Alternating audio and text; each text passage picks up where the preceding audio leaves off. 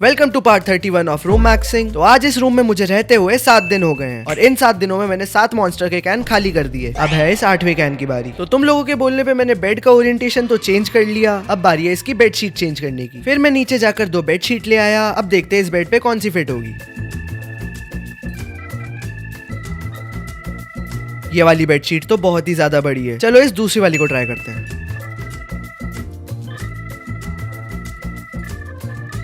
और ये वाली बेडशीट एकदम परफेक्ट फिट है। अब बारी आती है इस बाथरूम की। तो इस बाथरूम में एक भी शेल्फ ना होने की वजह से मैं यहाँ पे कुछ भी सामान नहीं रख पा रहा था। इवन मेरे पास हैंड वॉश रखने की जगह नहीं थी। तो इसीलिए मैंने Amazon से बाथरूम सेल्फ ऑर्डर कर लिया। शेल्फ होता तो और भी ज्यादा मजा आ जाता। चलो इसे अनबॉक्स करते हैं।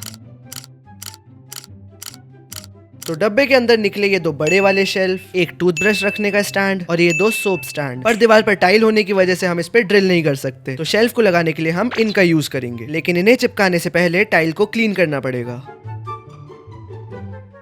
अब इस शेल्फ को दीवार से लगाकर इसकी मार्किंग करेंगे और मार्किंग हो जाने के बाद अब बारी है इन्हें चिपकाने की। तो फिलहाल हमारी शेल्फ्स लग चुकी हैं और ये काफी ज्यादा मजबूत भी है, लेकिन फिर भी मैंने ये हुक्स का यूज करके इसे और मजबूत कर दिया और अब फाइनली इस बाथरूम में शेल्फ्स लग चुकी हैं। तो मेरी लास्ट वीडियो पे तुम लोगों ने काफी सारे कमेंट्स किए कि भाई एक मॉनिटर आर्म खरीद लो, और मुझे भी काफी टाइम से एक नई मॉनिटर आर्म चाहिए थी क्योंकि ये वाली बहुत ज्यादा स्पेस खा रही थी। इसीलिए मैंने Amazon बेसिक्स का एक मॉनिटर स्टैंड ऑर्डर कर लिया। चलो इसे भी अनबॉक्स करते हैं।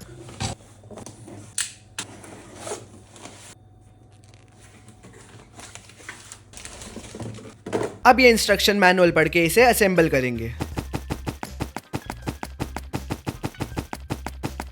और पूरा असेंबल हो जाने के बाद अब देखो तुम टाइम लैप्स।